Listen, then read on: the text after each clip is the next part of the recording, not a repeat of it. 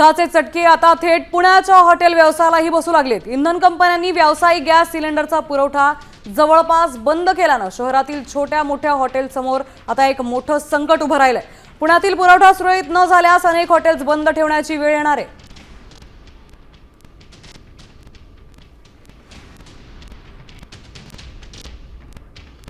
पुण्यातील जंगली महाराज रोड परिसरातून एका हॉटेलचा आढावा घेतलाय आमचे प्रतिनिधी सचिन जाधव यांनी।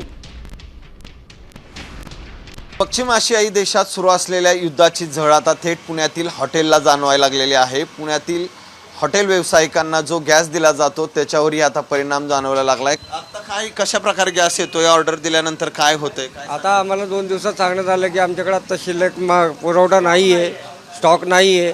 आता स्टॉकच नाहीच असल्यामुळे आम्हाला 2-3 दिवसात दुकान बंद करायला लागेल। आमचे गॅस स्टॉक नाही आहे तर आम्ही गॅस तुम्हाला देऊ शकत नाही।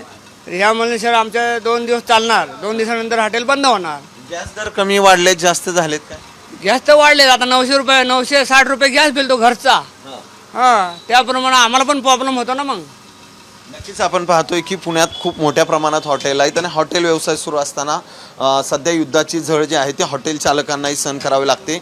अगोदर ज्या प्रकारे गॅस येत होते तसे आता गॅस येत नाहीयेत आणि त्यामुळं येणारे कस्टमर असतील किंवा गॅसचे दर असतील हेही वाढताना पाहायला मिळत आहेत। मात्र जर गॅसच नाही आला तर पुढच्या 2 दिवसात ही हॉटेल जी आहेत ती बंद करावी लागतील अशी स्थिती निर्माण झाली।